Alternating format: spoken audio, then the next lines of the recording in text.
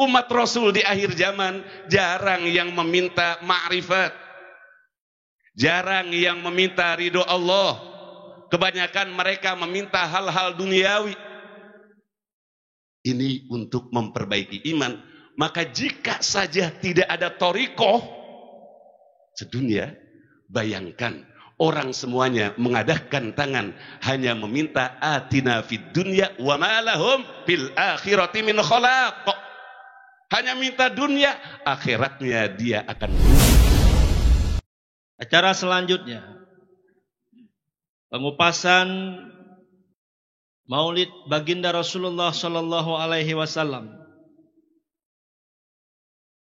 Kita minta kesediaan waktu kepada guru kita yang mulia,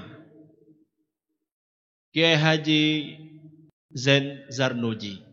Kepada beliau tempat dan waktu dipersilakan dengan segala hormat.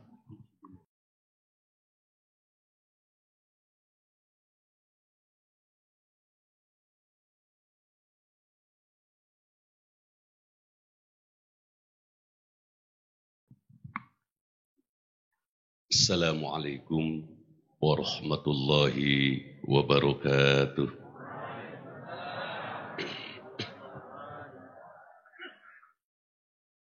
Alhamdulillahi rabbil alamin.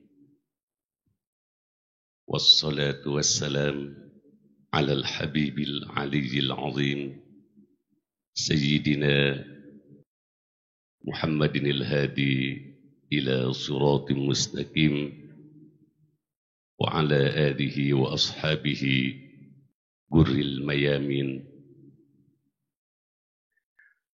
Amma ba'du, ahbab Rasulillah sallallahu alaihi wasallam, salamun alaikum.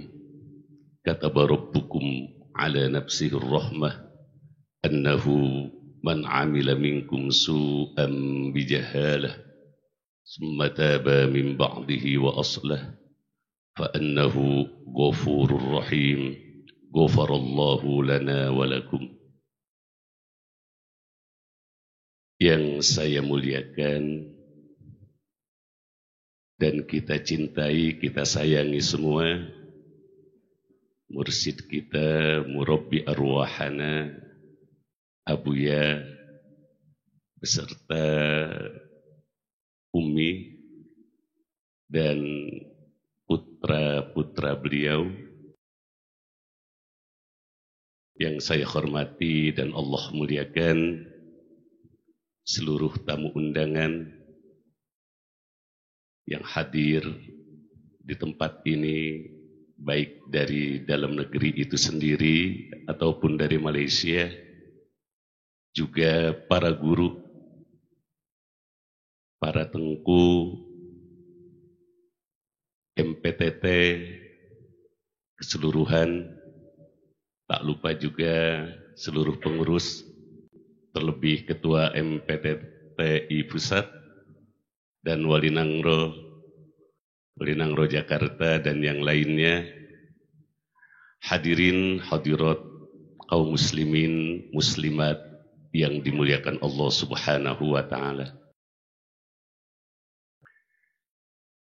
Hikmah yang harus kita petik dari pertemuan ini, pertemuan silaturahmi akbar dan maulidi Rasul, adalah tentang akhlak Rasulullah sallallahu alaihi wasallam. Rasulullah sallallahu alaihi wasallam bersabda, dan beliau ingin sekali umatnya memiliki akhlak ini. Innaman nasu kal ibilil mi'ah la takadu tajidu rohilatan. Rasul bersabda, sesungguhnya manusia itu bagaikan onta yang 100, hampir kamu tidak mendapatkan dari 100 onta itu yang layak untuk dijadikan tunggangan. Rohilatan bimakna marhulatan ay maf'ulatan ta'nya lil mubalaghah. Umatku memang banyak, tapi yang bisa memikul beban, membimbing, membawa orang lain kepada jalan Allah sampai selamat masuk ke pintu surga dan mendapatkan ridho Allah itu sedikit. Bagaikan orang yang memiliki 100 onta, tatkala akan dia pakai, ternyata satu pun tidak ada yang layak untuk dibawa bepergian jauh dan memikul beban yang banyak. Bagaikan orang yang punya 100 kendaraan, tatkala dia akan berangkat, setelah diteliti, ternyata satu pun tidak ada yang bisa untuk dibawa bepergian jauh dan membawa beban yang berat. Maka dari hadis ini Imam An-Nawawi menerangkan yang satu ini adalah al-kamil al-awsaf wal-kamil fil ahlak. Orang yang hatinya cepat memaafkan orang lain dan akhlaknya baik. Wajar kalau Rasulullah SAW terlahir innama bu'istu liutammima makarimal akhlak. Pinter aja ndak cukup. Silahkan kita memiliki ilmu yang banyak, tanpa akhlak jangan berharap Rasulullah SAW cinta kepada kita. Karena akhlak di atas kecerdasan. Maka orang yang hatinya al-mardiyah, ridho dengan qadar Allah, kemudian ridho dengan akhlak yang jelek daripada makhluk, daripada umat Rasul, pemaaf. Jika ada orang yang kayak begini, ikutilah kata Rasulullah SAW. Dialah yang akan membawa bebanmu yang banyak, yang akan menyelamatkan kamu. Tidak memiliki sifat dendam, tidak memiliki sifat bahwa dia lebih baik, bahkan lebih dekat ke Allah. Jika ada yang seperti ini, ikuti. Dan alhamdulillah, semua alhamdulillah, bagi kita, bagi saya, kita sudah mendapatkan mursyid kita yang memiliki akhlak yang baik, tidak pendendam, dan selalu mendoakan pengikut-pengikutnya. Semoga apa yang tadi disampaikan, mudah-mudahan kita bisa bareng-bareng Buya di yaumil qiyamah. Hanya mengharapkan itu aja. Karena sedikit nanti di yaumil qiyamah orang-orang yang kita anggap baik, kita dekati, di yaumil qiyamah dia melepaskan diri dari Anda. Tabarra'u minkum, urusin dirimu masing-masing. Alaikum anfusakum. Tapi ada orang-orang yang kata Rasulullah, kata Imam Nawawi, yang di dunianya hatinya tulus, mukhlis, naik lagi mukhlas. Karena mukhlas derajatnya lebih tinggi daripada mukhlis. Nabiullah Yusuf mukhlasin, bukan mukhlisin. Kalau mukhlis, orang yang bisa ikhlas di saat beramal, itu mukhlis. Di saat dia beramal, dia bisa ikhlas, itu namanya mukhlisin.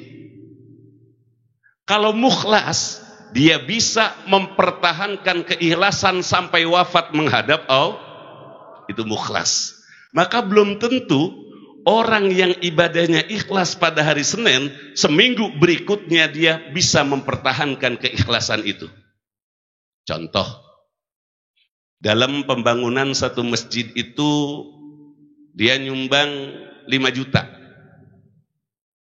Kemudian waktu nyumbang Dia tidak mau disebut namanya. Hamba Allah 5 juta. Dari hamba Allah 5 juta. Kemudian dia berkata sama temannya, ente tahu enggak kemarin hari Jumat siapa itu hamba Allah yang 5 juta? Saya. Hari Jumat ikhlas, hari Sabtu kagak. Bisa ikhlas di hari Jumat, tidak ikhlas di hari Sabtu. Yang kayak begini jarang. Atau ada seorang yang jago ngaji, waktu belajarnya rajin, ikhlas, tatkala jadi ulama dia tidak ikhlas.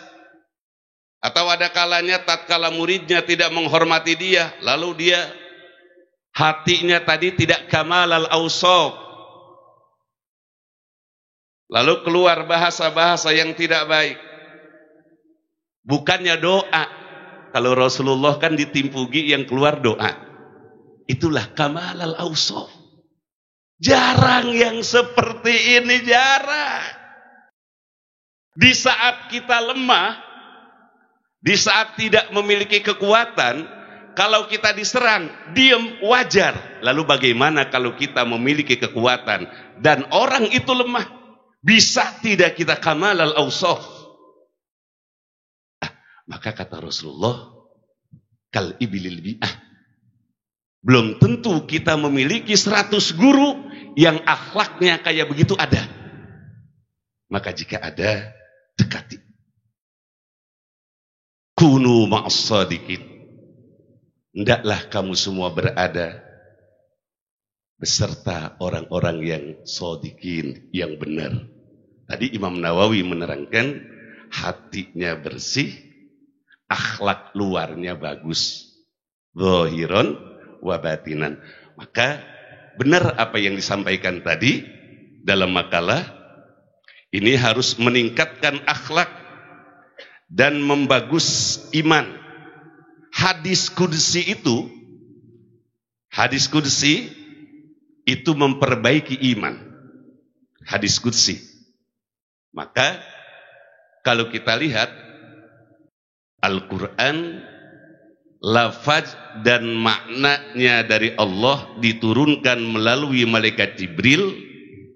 Hadis qudsi, lafaz dan maknanya dari Allah, tapi langsung tidak melalui malaikat Jibril. Itu dibutuhkan untuk memperbaiki iman. Jadi iman kita butuh hadis qudsi.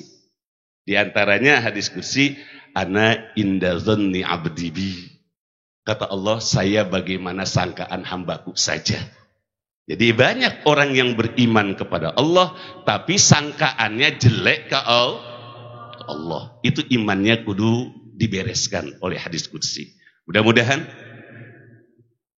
dalam acara ini akhlak kita tambah baik, iman kita tambah bagus. Sebagaimana inti daripada pesan makalah ini.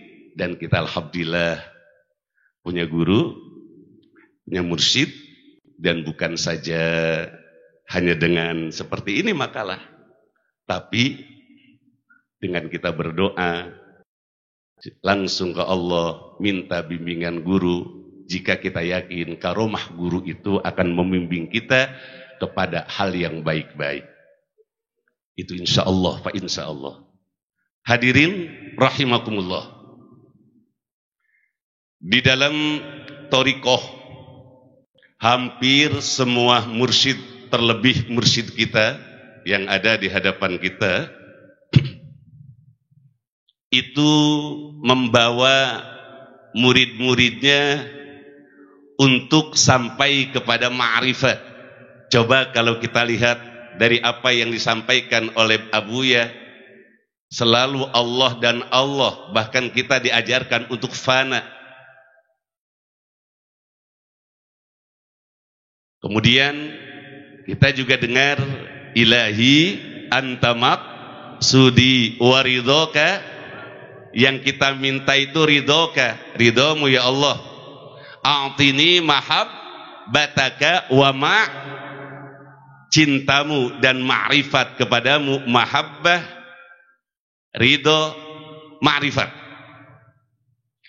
Tiga perkara inilah yang disebut dengan ma'aliyal umur.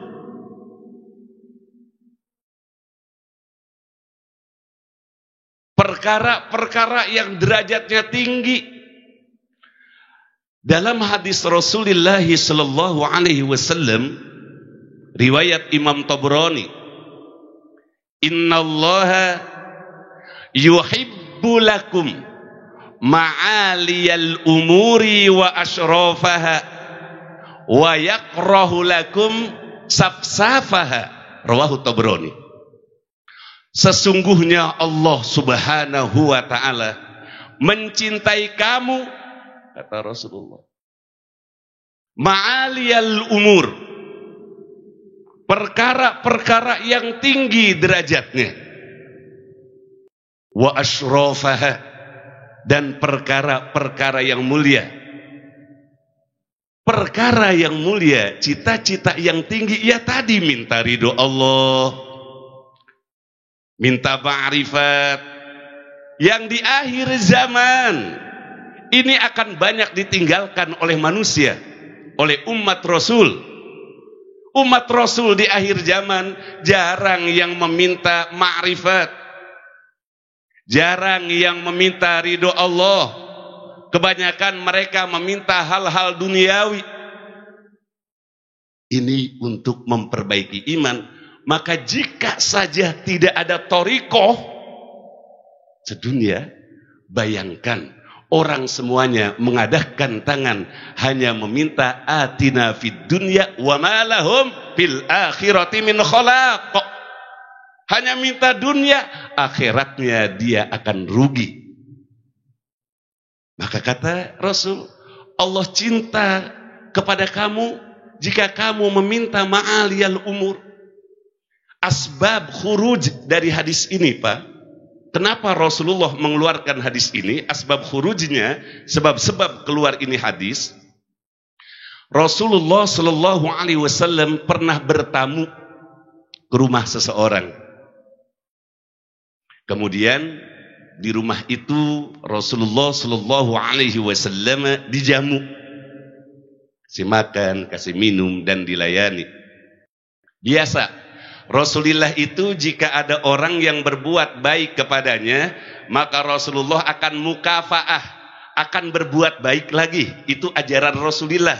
Jika ada orang yang berbuat baik kepada kita, kita harus berbuat baik lagi seperti kebaikan yang dia lakukan. Paling tidak doakan.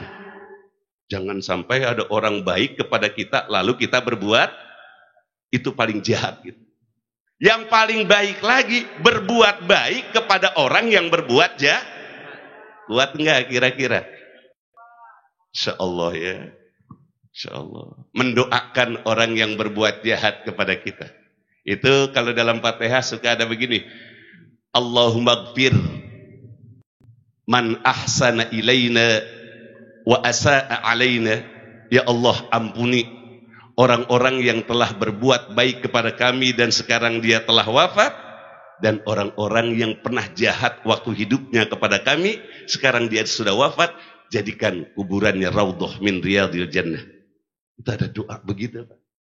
Nah, kalau kita ada orang jahat kemudian meninggal, kita sumpahin mudah-mudahan sekarang sama neraka ketemu. Itu bukan akhlak Rasulullah. Dan alhamdulillah, semua alhamdulillah, kita mendapatkan ini semua dari guru kita. Mudah-mudahan Buya panjang umur ya. Dan anak-anaknya semua bisa meneruskan Buya. Tampak sekali putra-putra Buya semuanya. Ya, kalau saya pikir gini, kalau Buya sayang banget sama kita, ngedoain, apalagi kepada anak, insyaallah semuanya akan menjadi warasatul anbiya. Asbab khuruj dari hadis ini, Rasulullah tadi bertamu, lalu ada orang berbuat baik kepada beliau. Rasulullah biasanya begitu, pantangan kalau ada orang berbuat baik, dia berbuat jahat, pantangan. Maka kata Rasulullah, sal hajatak, ya fulan, kamu sudah ngejamu saya dengan para sahabat, sal hajata. Coba, kamu mau apa? Minta sama saya. Nabi nih.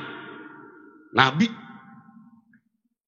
Kemudian, yang punya rumah itu tadi, mintanya apa? Mintanya, ibilun narkabuha wa a'jujun yahlibuha ahli. Ya Rasul, saya minta ibilun, onta narkabuha untuk jadi tunggangan kami, keluarga kami. Mintanya onta. Yang kedua, wa a'nujun yahlibuha ahli. Saya minta kambing yang bisa diperes susunya. Sama Rasul dikasih enggak? Dikasih.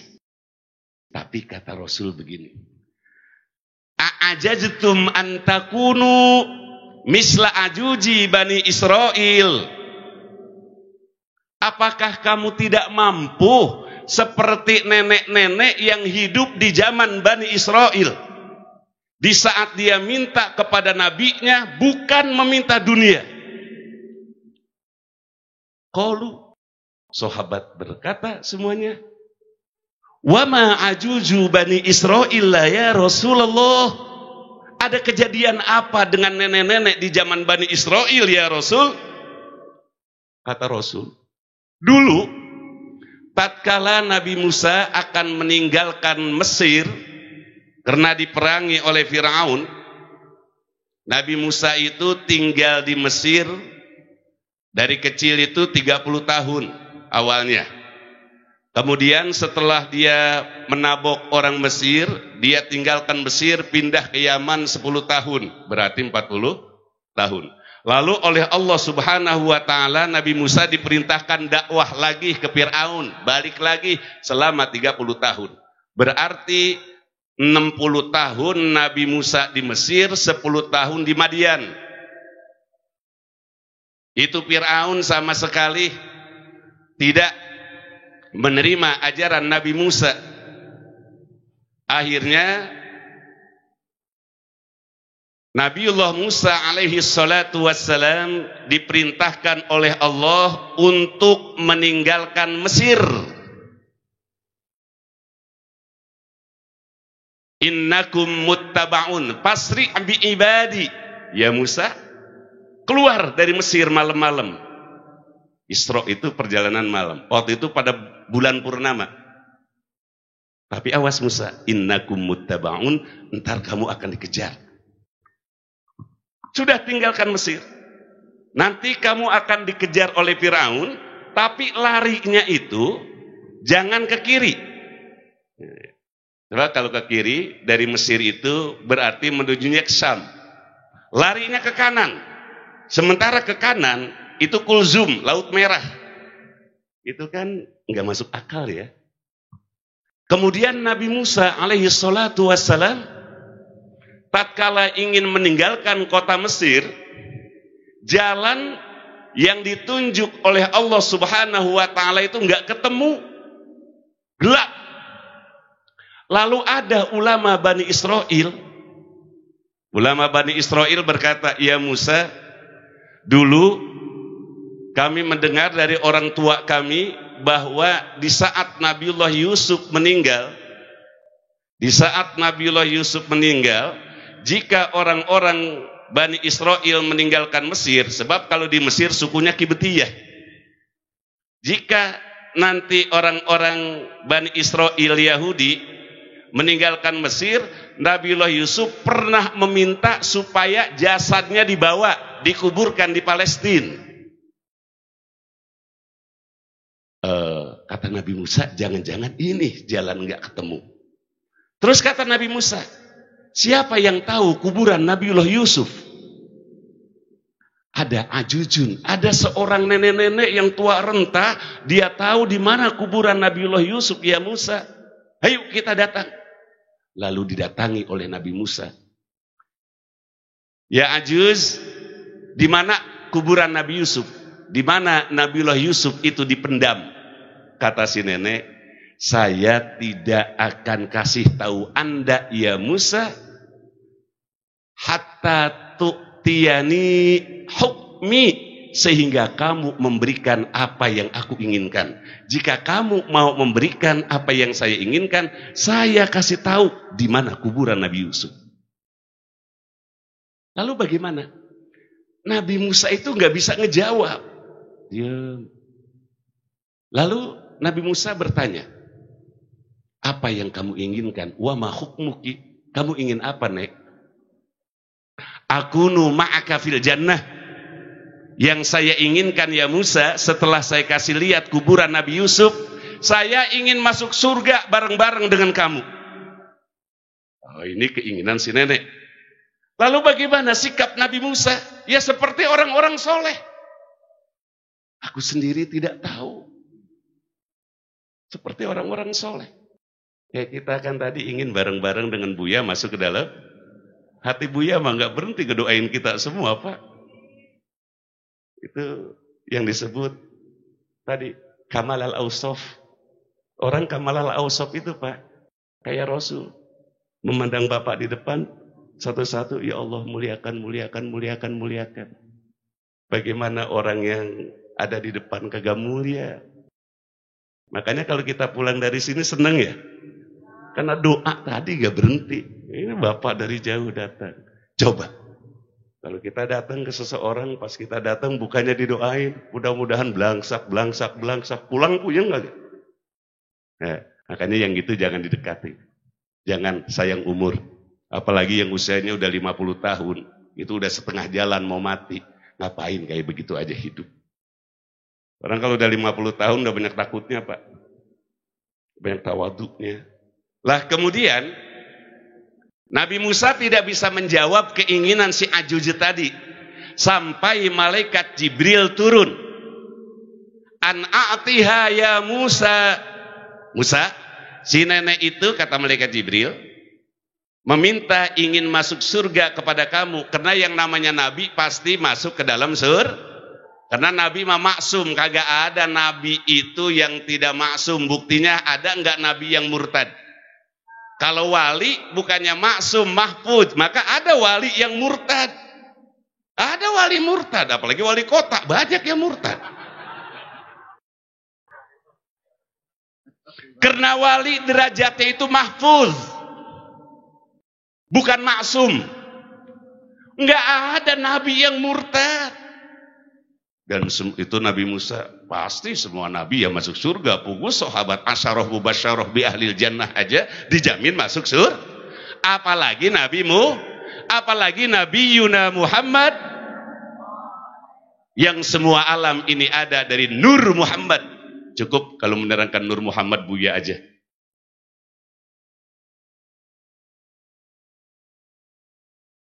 Hadirin rahimakumullah, saya tidak akan menerangkan Nur Muhammad dari hadis Jabir.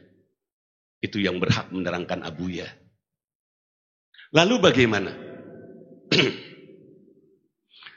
Akhirnya Nabi Musa menyampaikan kepada si ibu tadi, si nenek tadi, ya nenek, Jibril baru saja turun bahwa engkau boleh masuk surga nanti bareng-bareng dengan saya. Nah, hubungannya dengan hadis Nabi Muhammad tadi, a'azaztum antakunu misla ajuzi bani Israel. Apakah kamu enggak bisa seperti nenek-nenek yang hidup di zaman Bani Israel, setelah dia menunjukkan kuburan Nabi Yusuf, yang dia pinta bukan dunia, yang dia pinta ingin masuk surga bareng-bareng dengan nabimu. Makanya buat orang toriko dunia itu udah selesai. Malu duduk 3 jam minta duit, muraqabah 5.000 Allahu Allah minta. Ada kata Rasulullah, ma'aliyal umur, ma'rifat kepada Allah. Dunia makan kata Buya, orang kalau sudah ma'rifat enggak kudu minta, kertegati datang. Benar apa benar? Enak kan begitu, mulut kagak ngomong datang, yang repot mulut udah besar kagak datang-datang. Karena hatinya tidak mengenal Allah. Nah, hadirin rahimakumullah yang saya hormati dan Allah muliakan, hai orang Aceh, Abuya mengajak kita untuk hidup bahagia dunia dan akhirat. yang kita minta sesuai dengan hadis Rasulullah, ma'aliyal umur. Rabbana atina fid dunya hasanah wa fil akhirati hasanah wa qina ada. Itu yang diajarkan kepada kita. Apakah kita akan lari dari ajaran ini? Mau ajaran yang mana lagi? Di saat orang hanya banyak meminta jabatan dunia, tidak apa-apa ya, pejabat, masuk toriko jadi pejabat, tidak apa-apa kalau niatnya karena Allah, insya Allah jadi pahala di sisi Allah. Tapi yang begitu nomor 2, jangan begini. Sebelum nyalonin datang ke buyanya rajin, barang udah jadi lupa sama abuya. Ada nggak yang begitu? Itu jangan gitu Pak. Ini kan mau tahun 2004 deh. Nah, jangan begitu. Tapi banyak yang jadi juga. Jadi tatkala jadi akhlaknya tambah. Nah, begitu tuh enak. Ya, makanya dekati orang-orang soleh. Itu ma'aliyal umur. Ilahi anta maksudi. Bahkan kalau kita mutawajuh, dibaca dulu ayat. Wala tulhikum amwalukum wala auladukum an zikrillah. Coba tinggalkan. Dekati Allah.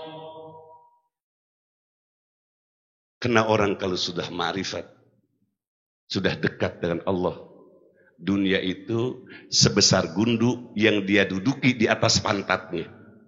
Gak bernilai. Kemudian Allah akan berikan ketengah hatinya. Dan ini saya yakin nanti akan tambah luas-meluas terus Pak ini. Sampai ke anak turunannya. Kenapa? Karena dari awal mintanya sudah ilahi antamak waridoka mat a'tini mahab waridoka wa ma'rifatak la ilaha il. Emang ada lagi yang lebih baik dari itu? Pegang ini ila yaumil qiyamah. Hadirin yang saya hormati dan Allah muliakan. Ma'aliyal umur, perkara-perkara yang tinggi derajatnya tadi akan membentuk akhlak yang baik. Di saat dia sholat, banyak seperti para awliya illah, para murid-murid awliya illah. Bahkan kalau kita lihat ada seorang murid, dia berangkat haji, kemudian dari Syam, ibu bapaknya itu diletakkan di atas ontak kiri kanan. Ini anaknya punya guru nih Pak. Kemudian ulama tersebut ikut dengan kafilah, ibu dan bapaknya ada di kiri kanan. Dikasih kursi di kiri kanan onta, ibu dan bapaknya ikut dengan kafilah. Kemudian si anak ini lelah, karena memang sakit perutnya, buang-buang air besar. Akhirnya dia lepas tambang onta tadi, dan onta ikut dengan kafilah. Kemudian dia buang air besar dulu, kemudian ketiduran. Habis buang air besar kena sakit, ketiduran. Lalu dia menangis. Ibu saya sudah sampai mana? Siapa yang ngurusin ibu saya? Ini pentingnya silsilah nih Pak. Kemudian si murid ini kedatangan kakek gurunya. Nah, misalnya kalau kita dengan Buya, kedatangan gurunya Buya ke kita. Nah, kemudian berarti gurunya guru bilang begini, bukankah si fulan itu gurumu? Ya, guru saya. Coba minta sama Allah supaya kamu dikeluarkan dari masalah ini. Jadi kamu minta kepada Allah melalui wasilah gurumu supaya ibumu yang sudah jalan dengan kafilah tadi itu bisa kesusul dengan kamu. Kemudian penyakit kamu juga minta kepada Allah dengan berkah gurumu supaya diangkat penyakitnya. Benar Pak, dia langsung hadrat ke gurunya. Gurunya masih hidup. Yang datang tadi gurunya guru. Ya baca Fatihah. Itu gurunya datang. Kata gurunya, coba tanganmu ke sini. Dipegang. Langsung jarak yang tadi jauh itu, kafilah itu kesusul. Dipegang oleh gurunya. Nah ini kamu sudah sampai kepada bapakmu, nggak harus bersedih lagi. Kemudian didoakan sama guru tadi supaya penyakitnya diangkat. Ini enaknya orang punya guru. Ya, kita minta saja ke Allah. Betul, kalau Anda sudah dekat dengan Allah, iya. Bahkan di dalam konteks berpikir hukum saja, ulama-ulama mutaqaddimin ngeisbat hukum Quran hadis. Sahabat melihat Rasulullah, melihat Quran, melihat hadis. Seperti Mu'ad bin Jabal, tatkala diutus oleh Rasulullah ke Yaman. Ya Mu'ad, nanti di Yaman kalau ada pertanyaan hukum, cara kamu ngejawab bagaimana? Al-Quran ya Rasulullah. Kalau Quran tidak ada, hadis ya Rasulullah. Kalau hadis tidak ada, saya berijtihad ya Rasulullah. Maka kalau para sahabat langsung Quran, langsung hadis, lihat Rasulullah. Ulama-ulama mutaqaddimin itu dalilnya Quran hadis, maka boleh berijtihad. Sementara ulama mutaakhirin enggak boleh langsung Quran hadis. Gurunya dia ulama-ulama mutaqaddim. Makanya kita di pondok-pondok pesantren kita nggak ada itu yang ngaji kitab Al-Um, ada nggak? Al-Um itu sandaran hukum Imam Asy-Syafi'i, langsung Quran. Kita tidak akan pernah paham apa yang dimaksud oleh Al-Quran dalam Al-Um, maka kita bacanya itu i'anah. Ini langsung ke Al-Quran, kayak mujtahid. Bareng ditanya ilmu nahu, kagak tahu mubtada acan. Ditanya asbab nuzul, nggak tahu. Apakah yang seperti ini cara hidup? Sama dalam thariqah pun nggak ada, Pak. Orang yang berthariqah itu tidak memiliki sanad ke gurunya, nggak ada. Jadi kalau Bapak barokah sekarang, yang dagang barokah, yang bertani barokah, ibadahnya barokah, apalagi anak-anak nih yang tadinya dunianya gelap, dunia glamor. Misalnya kalau hidup di Jakarta itu dunia dugem malam, sekarang menjadi baik. Yang tadinya dia tertawa di malam hari, menghabiskan uang, sekarang banyak menangisnya. Ketahuilah, Anda bisa begitu. Itu karena guru, karena doa guru Anda. Ulama menjelaskan, as-silsilatu hiyal ainayah. Jika Anda memiliki silsilah, tambang yang Anda pegang nyambung kepada guru Anda sampai ke Rasulullah, al-inayah, itu Anda sudah ditolong oleh Allah Subhanahu wa taala. Wa man lam yurshidhu dalalta. Siapa orang yang Allah tidak berikan hidayah, maka kamu pun akan sasar. Walau annas samaka dalilu, kata ulama syair.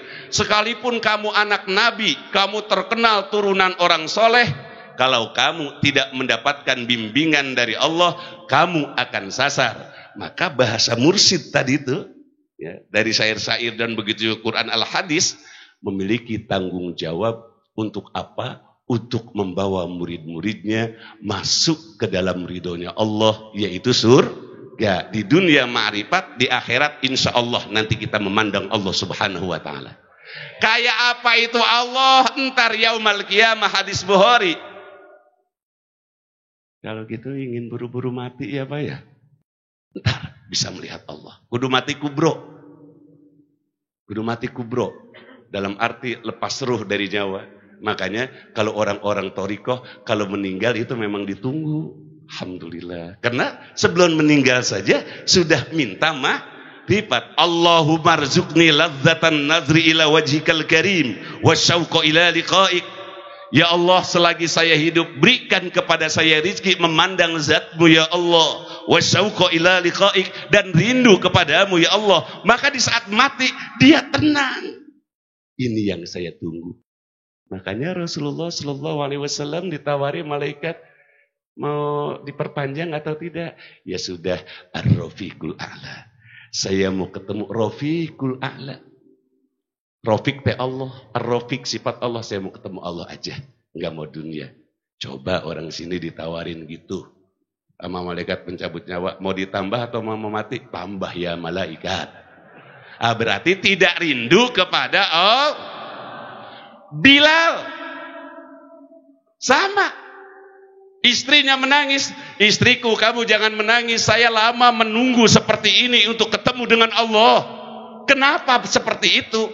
Karena hatinya sudah sofa dan akhlaknya sudah baik. Buktinya Bilal enggak pernah batal wudu. Hadirin rahimakumullah. Terakhir,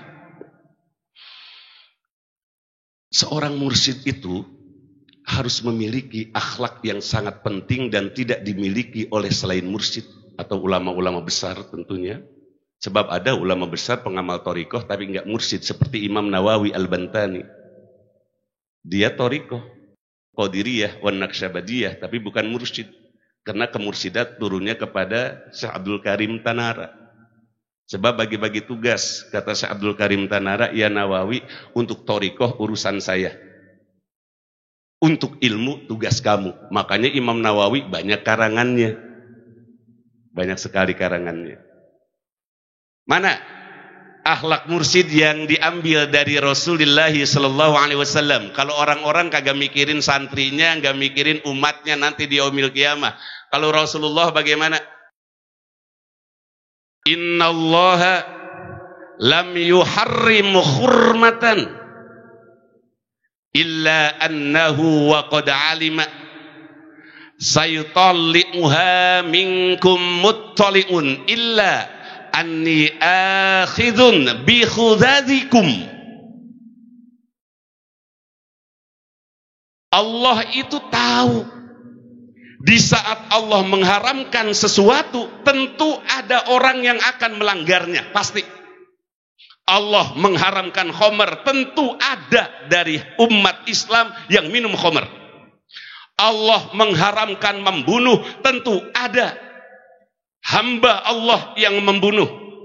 Allah melarang kita berbuat hasud, tentu ada orang yang hasud dari hamba Allah. Allah tahu. Kemudian, tapi aku, kata Rasulullah, akhizum bi khudadikum, saya akan pegang bihujajikum, kain belakangmu itu. Jadi hujaj itu iketan pada punggung kita. Aku akan tarik, kata Rasulullah nih. Kain yang terikat dalam pinggangmu itu akan aku tarik. Supaya kamu tidak jatuh finnar, di dalam neraka. Kata hafutil farosh, seperti jatuhnya ke api yang besar para raron. Jadi raron itu akan terbakar di saat dia melihat api. Ini jihad tasbihnya, pada raron tidak tahu kalau api itu akan membakarnya. Tapi kalau dalam thariqah itu kan akhwal ya. Semangat kita di dalam berzikir harus seperti seraron. Yang penting cahaya, deketi, sekalipun kita harus terbakar. Gitu kalau zikirin. Nah, kemudian hadirin, aku tidak mau dari umatku satu saja yang dia terpleset masuk ke dalam neraka. Nah, akhlak yang seperti inilah yang jarang sekali dimiliki oleh umat Rasul, oleh para kiai. Maka rata-rata para kiai itu kalau malam dia berdoa dan dia menangis. Inginnya para kiai itu semua muridnya jadi kiai. Inginnya. Karena kehidupan tadi sudah ditentukan oleh Allah siapa jadi apa dan bagaimana. Tapi sejelek-jeleknya santri, sekalipun tidak jadi kiai, paling tidak ngegabungnya ke kiai. Itu paling tidak. Atau jadi mubalik. Banyak kan? Atau dia bangun usaha. Kalau di Banten itu ada santri masaknya pinter banget Pak. Pas dia keluar pesantren, nggak bangun pesantren, bikin rumah makan, laku banget Pak. Kan tukang masak santri mah ya. Itu ada juga yang seperti itu. Jadi untuk jadi kiai dan tidak itu rahasia. Tapi kalau namanya kiai, itu kayak para nabi tadi, mursyid ya. Para mursyid semuanya ingin masuk ke dalam surga. Jika ada satu yang masuk neraka, aku akan minta ke Allah supaya dia diselamatkan dari api neraka. Ini yang disebut tasfa tu syafa. Ya Muhammad, Syafaatilah orang yang kamu ingin syafaati.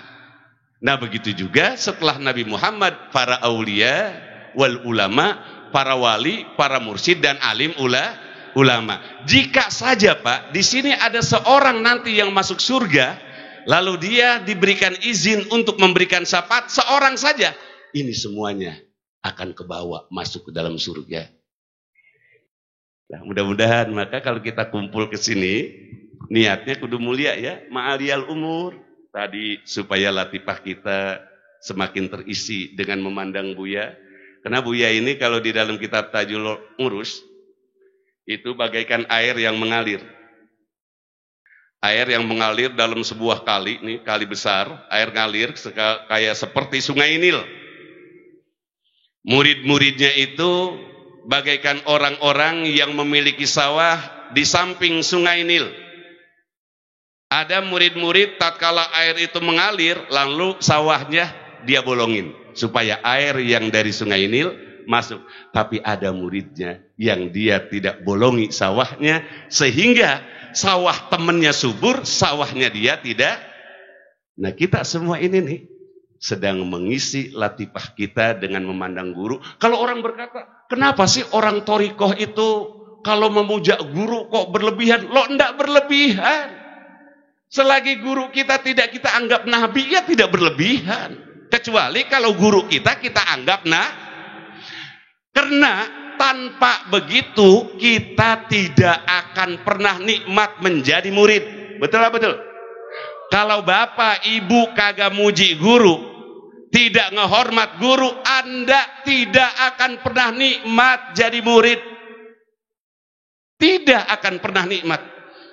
Imam Al-Ghazali nikmat menjadi murid karena tadi melayani gurunya. Para sahabat nikmat menjadi sahabat karena melayani Rasulullah. Lalu kita ingin berguru kepada seseorang, lalu kita tidak berkhidmah kepada dia, kita mau dapat apa? Wasbir ala murril jafa mim muallim. Bahkan kalau Anda diusir oleh guru Anda, awas jangan tinggalkan pintu rumah. Pintu rumahnya. Selagi dia adalah guru Anda, sekalipun Anda diusir, jaga pintu rumah Anda. Karena seorang guru dari hatinya lahir keberkahan-keberkahan yang akan meresap ke dalam hati muridnya. Wasbir ala murril jafa mim muallim. Bahkan Imam Asy-Syadzili pernah menguji muridnya tatkala muridnya datang sama Imam Asy-Syadzili. Itu dilempari dengan batu-batu kerikil. Muridnya kabur. Lalu kata Imam Syadzili, kamu ngaku cinta, baru aku lempar dengan kerikil beberapa saja, kamu sudah meninggalkan aku. Bohong. Kalau kamu juga ngaku cinta kepada Allah, lalu Allah timpugi kamu dengan musibah, dengan ujian, kamu menangis, kamu lari, cintamu kepada Allah bohong. Maka di saat kita diuji Allah, jangan lari dari pintu ridho Allah. Wala tabrahu an zikrillah, kata Syekh Abdul Qadir Jailani. Tahukah Anda, saya menjadi wali ini karena saya tidak pernah lari dari pintu ridho Allah. Sekalipun Allah menguji cobaan yang begitu besar kepada saya tetap duduk di atas sejadah saya ketok pintu rahmat Allah sehingga saya diangkat menjadi wali min auliyaillah. Ini santri baru dimarahin gurunya sedikit, mesantrennya pulang. Kadang-kadang emaknya yang ngambek, ibu bapaknya. Kok anak saya digalakin? Hadirin rahimakumullah, kalau punya murid begitu, kalau saya suruh pulang. Silakan ibu didik sendiri. Nggak ada manfaatnya di situ. Wasbir ala murril jafa mim muallim. Jadi alhamdulillah, alhamdulillah, kita dari jauh-jauh nggak sedikit tenaga, harta lah nggak ada apa-apanya Pak dengan doa Buya ya, tidak ada apa-apanya. Terlebih-lebih mudah-mudahan kita husnul bareng-bareng dengan Bu. Kemudian kita bisa mengerti bahasan tauhid tasawuf yang begitu tinggi sekali. Dan kita harus rajin bertanya kepada para guru-guru yang ahlinya supaya perjalanan kita menuju ma'rifat ini cepat wusulnya ke Allah dan cepat buahnya. Kalau kita bapaknya sudah ma'rifat, anak keturunan jangan dipikirin Pak, pasti barokah. Itu Quran. Abuhuma soliha. Kalau bapak ibunya udah soleh, anaknya dijaga oleh Allah 7 turunan. Bapak nggak harus ninggalin harta yang banyak. Kalau bapak dan ibu udah soleh, itu anak yang jaga. Oh, lah itu contohnya zaman Nabiullah Khidir alaihi salatu wassalam. Kenapa itu bokor emas dijaga? Karena bapaknya soleh, anaknya sih enggak. Bapaknya yang soleh. Aku melihat bapaknya. Jadi kalau kita udah soleh, bapak jangan mikirin nanti anak saya bagaimana. Jangan pikirin, Allah yang jaga. Tapi kalau kita tidak soleh sekalipun harta banyak, jangan anak bapak dijaga, bapaknya sendiri tidak dijaga oleh Allah Subhanahu wa Ta'ala.